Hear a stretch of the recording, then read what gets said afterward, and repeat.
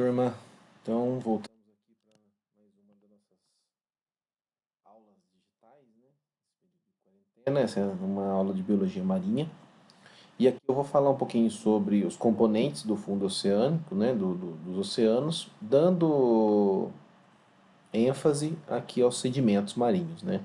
Aos diferentes tipos de sedimentos marinhos. E eles podem ser classificados quanto à sua granulometria, mas também podem ser classificados quanto à sua origem e deposição.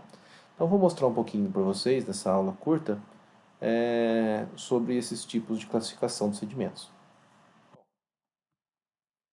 Olhando aqui os sedimentos, a gente pode classificar eles então quanto ao tamanho do grão.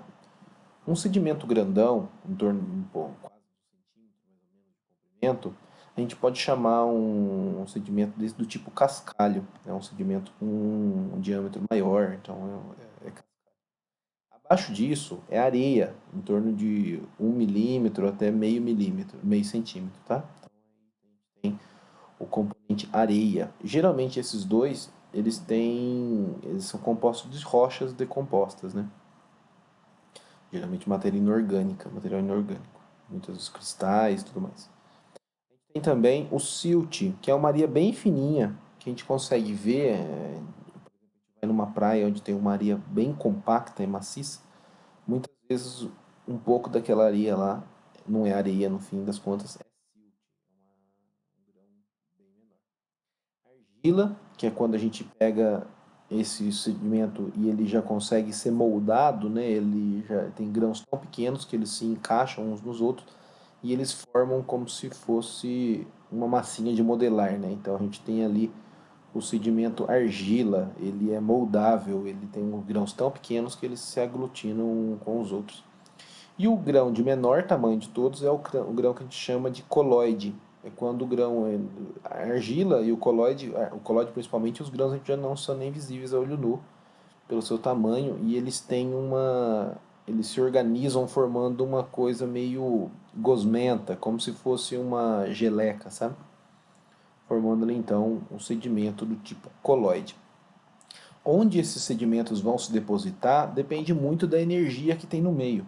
Quanto mais energética é a região, mais onda tiver, mais maré tiver, mais movimento tiver as partículas de água, menor vai ser a facilidade de sedimentos pequenos se depositarem, ou seja, os elementos pequenos, os grãos pequenos são levados e tem predomínio de grãos maiores. Então, uma praia onde tem uma quantidade muito grande de energia, muitas ondas, essa praia vai ser composta por uma areia mais grossa, mais fina, mais indo para o cascalho. Uma praia onde tem poucas ondas, pouco vento, pouca movimentação da água, pouca energia, portanto, a gente vai ter ali então a argila e um silt, uma areia um pouco mais fina, até mesmo colloide, que a gente encontra principalmente colloide no fundo oceânico. Bom, e a gente pode classificar também quanto ao tipo de sedimento. A gente pode classificar eles quanto à sua origem. Os sedimentos eles podem ser classificados como terrígenos, né, quando eles têm a origem da decomposição das rochas, né, de terra mesmo, geralmente carregados pelos rios até os mares. Então acontece as chuvas, o intemperismo de rochas do continente, o rio carrega todo esse sedimento aos mares e deposita lá sedimentos terrígenos. Ou seja, os sedimentos terrígenos eles tendem a se acumular em regiões próximas aos continentes. Na verdade, são eles que compõem grande parte das plataformas continentais que a gente discutiu agora há pouco. Esse soterramento da região abissal por sedimentos carregados pelos rios é justamente prioritariamente do tipo terrígeno. Um outro componente muito importante dos sedimentos marinhos é o sedimento feito por biogênico, de origem biológica, decomposição dos organismos no planeta, que vão se decantando e formando camadas biogênicas. A gente consegue perceber muito distinto um tipo de sedimento biogênico e sedimento terrígeno quando a gente lembra do encontro das águas do Rio Negro e Solimões, né? O Rio Solimões, que vem dos Andes, carrega uma quantidade muito grande de rocha decomposta dos Andes, uma região que tem grande taxa de temperismo, carregando aquele rio de coloração marrom, né? Os sedimentos terrígenos. E quando a gente pega o Rio Negro, ele é negro por conta da quantidade de ácidos de decomposição de matéria orgânica que ele carrega. Então ele carrega muito sedimento biogênico, tá? Os dois rios juntos levam sedimento do Amazonas até a sua foz. Existe também aquele sedimento que é composto autogênico, que é da formação de alguns tipos de minérios pela reação química de alguns componentes que tem na própria água, tipo decantação de sais, decantação de carbonatos, de alguns outros tipos de componentes que já estão presentes na água e tem a reação química e forma esses componentes insolúveis. Existem aqueles componentes de sedimentos do tipo vulcanogênico, que o próprio nome já ajuda, né, que é de origem magmática, de origem vulcânica, que são extravasados no oceano por vulcões que estão no próprio oceano ou por vulcões que estão no continente e jogam aquelas nuvens e caem no oceano.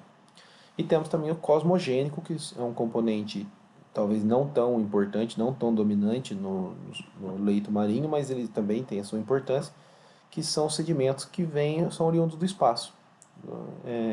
Esses sedimentos eles vão caindo no planeta ao longo de eras, né, e vão se acumulando. É claro que alguns são mais frequentes do que outros, né? Tem uma abundância diferente entre um e outro aqui, né? Se a gente olhar onde se depõe mais os dois principais tipos de componentes marinho, a gente percebe que os sedimentos terrígenos eles se acumulam principalmente próximos aos continentes. Como eu falei para vocês, são aqueles que são carregados pelos rios até as bordas das plataformas continentais, né? Até as plataformas. Então, onde tem cores de cor pastel, alaranjado, aqui são sedimentos do tipo terrígeno. E temos aqui sedimentos do tipo biogênico, que se acumulam principalmente nas regiões mais profundas do oceano. Tá? Então vão se acumulando na região profunda do oceano e se decompondo lá. E o que explica essa distribuição desses componentes? Os sedimentos terrígenos geralmente são mais pesados e eles decantam mais próximo à costa de onde eles são transportados. Os sedimentos biogênicos